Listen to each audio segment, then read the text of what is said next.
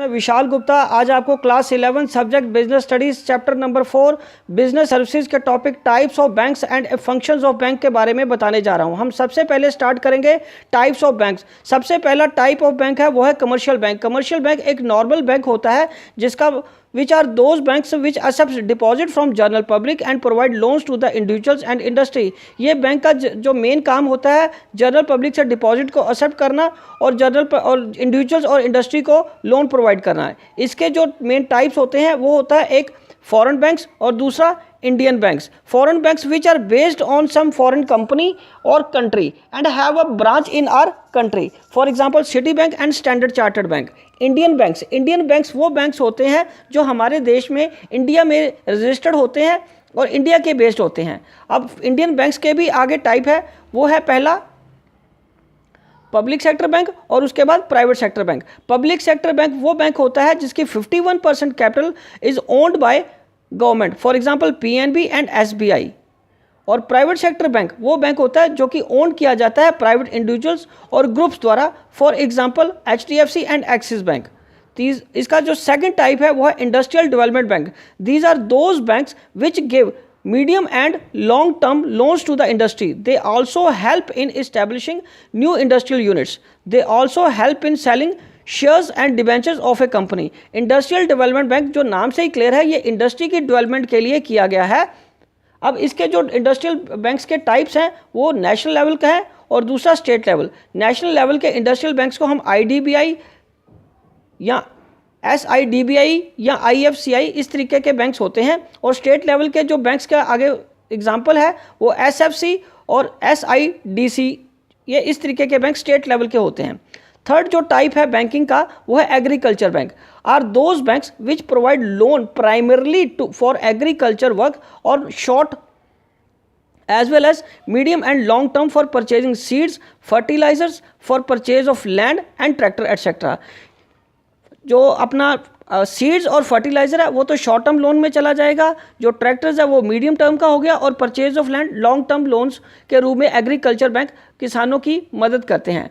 जो टाइप्स है इसके आगे एग्रीकल्चर बैंक के, वो पहला है द कोऑपरेटिव बैंक और दूसरा land development bank. Cooperative bank state cooperative banks भी हो सकते हैं और सेंट्रल कोऑपरेटिव बैंक्स भी हो सकते हैं। लैंड डेवलपमेंट बैंक्स इनका जो काम है वो लोगों को टू प्रोवाइड, मतलब फार्मर्स को to provide loans on security of land.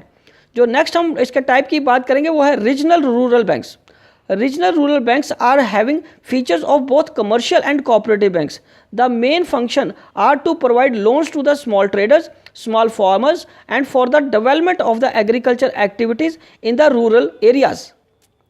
Next fifth type के जो बैंक्स हैं वो है अदर एपेक्स बैंकिंग इंस्टीट्यूशन। उसमें सबसे पहला नाम आता है सेंट्रल बैंक का, जो कि हमारे देश में RBI है।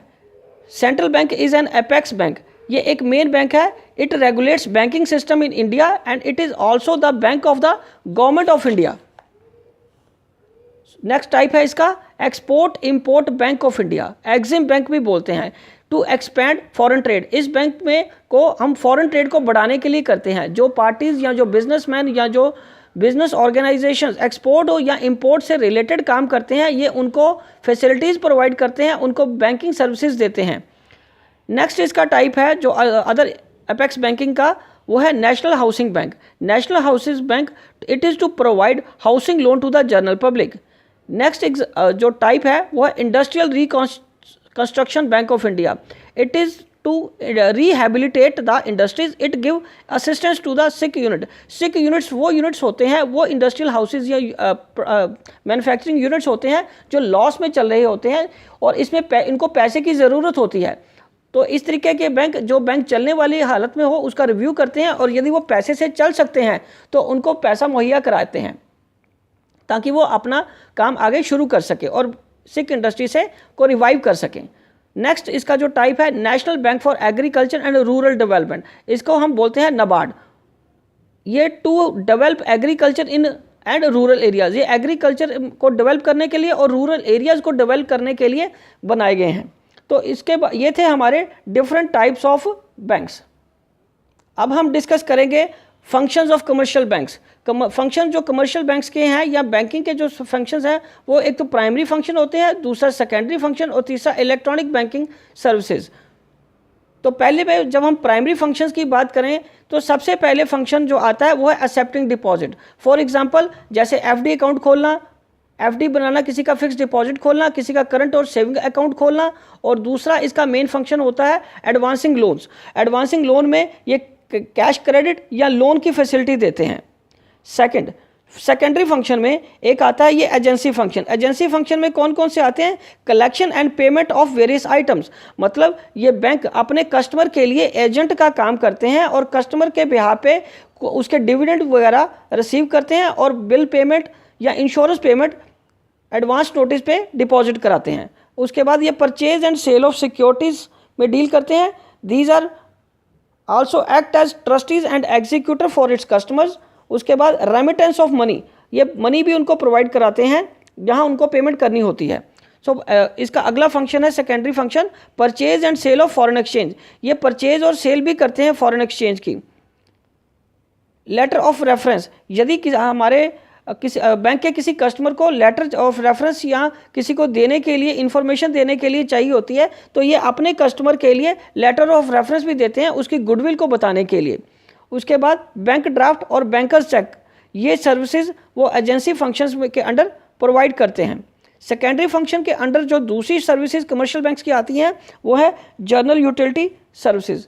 जर्नल यूटिलिटी सर्विसेज में हम सबसे पहले बात करेंगे लॉकर फैसिलिटीज़ की। लॉकर फैसिलिटी वो फैसिलिटी होती है जो आप अपने बैंक में से एक लॉकर ले सकते हो और उसमें वैल्यूएबल आइटम्स या valuable papers and jewellery etcetera को स्टोर करके सेफ के रूप में रख सकते हैं। दूसरा ट्रैवलर्स चेक, यदि आप ट्रैवलिंग कर रहे हो तो आपको कैश कैरी करने की ज़रूरत नहीं है, आप ट्रैवलर्स चेक लेके साथ में जा सकते हो। ये अपने बैंक अपने कस्टमर्स को ये फैसिलिटी भी देता है। बिजनेस इंफॉर्मेशन एंड स्टैटिस्टिक्स, ये अपने कस्टमर्स के लिए बिजनेस इंफॉर्मेशन और उनके लिए स्टैटिस्टिक्स भी इकट्ठा करके देता है। उसके बाद तीसरा जो कमर्शियल बैंक्स का फंक्शन है वो है इलेक्ट्रॉनिक बैंकिंग सर्विसेज। आज के मॉडर्न युग में इलेक्ट्रॉनिक बैंकिंग सर्विसेज ये एक इंपॉर्टेंट फंक्शन बन गया है। सबसे पहले इलेक्ट्रॉनिक फ़ंड ट्रांसफ़र, आप इलेक्ट्रॉनिक फ़ंड ट्रांसफ़र घर बैठे छुट्टी वाले दिन भी अपने कस्टमर एक अपनी जिसने पेमेंट करनी होती है वो भी कर सकता है बिना बैंक में जाए।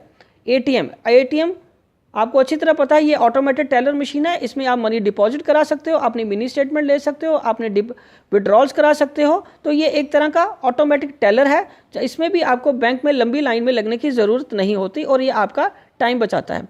डेबिट कार्ड, जाहिर है इसके बारे में हम पहले भी चर्चा कर चुके हैं कि डेबिट कार्ड आपके सेविंग अकाउंट के साथ जुड़ा होता है, जिसका जितना कि आपके बैंक में पैसा पड़ा होता है उसको आप यूज़ कर सकते हो इस कार्ड के थ्रू पेमेंट्स करवा के।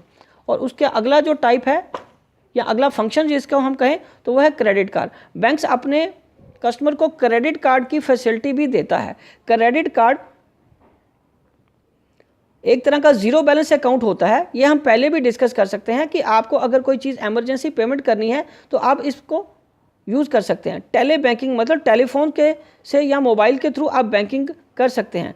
कोर बैंकिंग सर्विसेज इसमें क्या होता है कि एक कस्टमर यदि किसी एक जगह फॉर एग्जांपल दिल्ली की ब्रांच पे अकाउंट खोलता है तो कोर बैंकिंग में यदि वो देश के किसी भी कोने में चला जाए किसी भी ब्रांच में सेम बैंक की तो उसको बैंक का कस्टमर ही माना जाएगा, तो उसको वही ट्रीटमेंट मिलेगा जो उसको अपनी होम ब्रांच में मिल रहा था। तो ये होता है कोर बैंकिंग। तो उसके बाद हम NEFT और RTGS के सर्विसेज के बारे में ऑलरेडी पिछली वीडियोज़ में चर्चा कर चुके हैं।